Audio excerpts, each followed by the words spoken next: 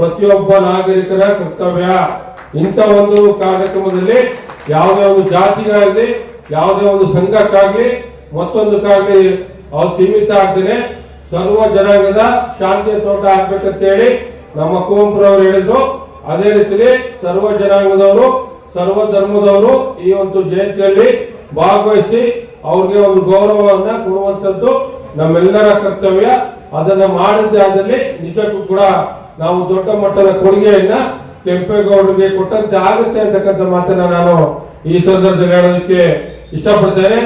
ಅದೇ ರೀತಿಯಲ್ಲಿ ನಾನು ವಿನಂತಿಯನ್ನು ಮಾಡ್ಕೊಳ್ಳೋದು, ಈ ಒಂದು ಕಾರ್ಯಕ್ರಮದ ಮೂಲಕವಾಗಿ ಇದು ಯಾವುದೇ ಒಂದು ಜಾತಿಗಾಗಿ ಸೀಮಿತ ಆಗಿಲ್ಲ, ಯಾವುದೇ ಒಂದು ಪಕ್ಷಕ್ಕಾಗಿ ಸೀಮಿತ ಆಗಿಲ್ಲ, ಯಾವುದೇ ಒಂದು ಧರ್ಮಕ್ಕಾಗಿ ಸೀಮಿತ ಆಗಿಲ್ಲ. ಮುಂದಿನ ದಿನಗಳಲ್ಲಿ ಇಂಥ ಜಯಂತಿಗಳಲ್ಲಿ ಸರ್ವ ಧರ್ಮದವರು, ಸರ್ವ ಜನಾಂಗದವರು, ಸರ್ವ ಪಕ್ಷದವರು ಕೂಡ ಬಂದು ಈ ಒಂದು ಜಯಂತಿಯಲ್ಲಿ ಭಾಗವಹಿಸಿ ಒಂದು ಉತ್ತಮವಾದ ಕಾರ್ಯಕ್ರಮವನ್ನಾಗಿ ಮಾಡುವಂಥದ್ದು ಪ್ರತಿಯೊಬ್ಬ ನಾಗರಿಕನ ಆದ್ಯ ಕರ್ತವ್ಯ.